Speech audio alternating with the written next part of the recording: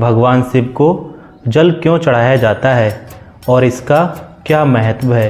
आज हम आपको इस विषय पर जानकारी देने का प्रयास करेंगे। नमस्कार दोस्तों, हमारे YouTube चैनल अमृत बचन में आप सभी का स्वागत है। आज हम पौराणिक कथा के माध्यम से जानने का प्रयास करेंगे कि भगवान शिव को जल क्यों चढ़ाया जाता है और इसका क्या महत्व है। हिंदू धर्म में मित्र देव अर्थात हिंदू धर्म में त्रिदेव अर्थात भगवान ब्रह्मा, भगवान विष्णु और भगवान शिव को सर्वोच्च देवता माना गया है। शिव पुराण में एक प्रसंग आता है कि जब देवताओं और असुरों ने समुद्र मंथन किया तो उसमें से जो पहला रत्न निकला वह था हलाहल विष। सभी देवताओं और असुरों में अत्यंत भय उत्पन्न हो गया क्योंकि विष इतना गर्म और जहरीला था कि इसके प्रभाव से वातावरण का रंग बदलने लगा। बहुत गर्मी उत्पन्न होने के कारण तापमान बढ़ने लगा,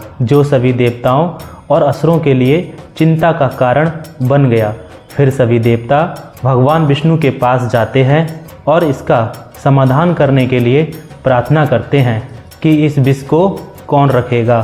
तब भगवान विष्णु उन्हें बताते हैं कि इस हलाहल विष को केवल एक ही देव धारण कर सकते हैं और वह भगवान शिव। तुम सब भगवान शिव के पास जाओ और उनसे प्रार्थना करो।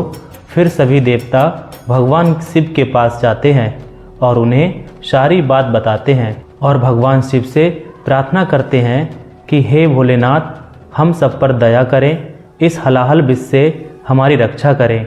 भगवान शिव बहुत ही भोले हैं और अपने भक्तों पर बहुत जल्दी दया करने वाले हैं, इसीलिए उनका दूसरा नाम भोलेनाथ है। वे देवताओं और असुरों के साथ साथ समस्त पृथ्वी लोक की रक्षा करने के लिए विष कलश को अपने हाथों में ले लेते हैं और कालकूट विष को पी लेते हैं, लेकिन विष को अपने कंठ से नीचे नहीं जाने देते हैं और अपने कंठ में ही रोक लेते हैं। समस्त देवता भगवान शिव की जय जयकार करने लगे। तब भगवान शिव विष पान कर रहे थे तो तभी विष की कुछ बूंदें धरती पर गिर जाती हैं, जिनसे कि जहरीले जीव, सांप, बिच्छू इत्यादि का जन्म भी हुआ। इनमें से सबसे जहरीला जीव सांप है। भगवान शिव का कंठ नीला पड़ जाता है, तभी से भगवान शिव को नीलकंठ के नाम से जाना जाता है। भगवान शिव के शरीर का ताप अत्यधिक बढ़ जाता है और उन्हें भयंकर गर्मी लगने लगती है। वह अपने आप को ठंडा करने के लिए चंद्रमा को अपने सर पर धारण करते हैं, जिससे उन्हें ठंडक मिलती है, लेकिन फिर भी उनके शरीर का ताप काफ़ी अधिक रहता है। ये देखते हुए सभी देवता भगवान शिव को शीतल करने की बहुत कोशिश करते हैं, लेकिन भगवान शिव को शीतल नहीं कर पाते हैं।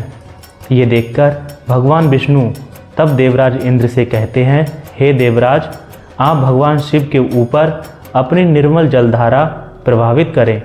भगवान विष्णु की आज्ञा पाकर देवराज इंद्र तब भगवान शिव के ऊपर जलधारा की अत्यधिक वर्षा करते हैं, जिससे भगवान शिव को अत्यधिक शीतलता मिलती है और भगवान शिव देवराज इंद्र पर अत्यंत प्रसन्न होते हैं और उन्हें आशीर्वाद देते हैं। फिर भगवान शिव के ताप को कम करने के लिए सभी देवता भगवान शिव के ऊपर दूध चढ़ाते हैं।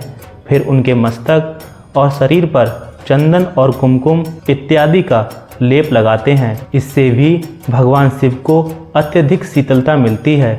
फिर भगवान शिव सभी देवताओं पर प्रसन्न होते हैं और कहते हैं कि हे देवों, तुमने जो कुछ भी मुझे अर्पण किया उससे मुझे अत्यंत शीतलता प्राप्त हुई और मेरा ताप अत्यधिक शांत हुआ। मैं तुम सभी पर अत्यंत प्रसन्न हूँ और तुमको ही विजय होने का वरदान देता हूँ। फिर भगवान शिव कहते हैं कि जो भी भक्त मुझ पर जल और दूध का अभिषेक करेगा और चंदन कुमकुम का लेप लगाएगा, उसकी मनोकामनाएं पूर्ण होंगी। सभी देवताओं और असुर भगवान शिव की जय जयकार करते हैं और तभी से भगवान शिव पर जल अभिषेक किया जाता है और सभी लोग भगवान शिव के ऊपर दूध और जल चढ़ाते हैं और चंदन कुमकुम का लेप लगाते हैं, जिससे भगवान शिव अत्यंत प्रसन्न होते हैं। और अपने भक्तों पर दया करते हैं और उनको अपार खुशियाँ प्रदान करते हैं। भगवान विष्णु जल अर्थात क्षीर सागर में निवास करते हैं और भगवान शिव जल में निवास करते हैं, लेकिन भगवान शिव जमे हुए जल अर्थात बर्फ़ में निवास करते हैं और बर्फ़ अत्यंत ही ठंडक प्रदान करती है। तब से भगवान शिव बर्फीले कैलाश में निवास करते हैं। तो ये थी कथा भगवान शिव को जल चढ़ाने की।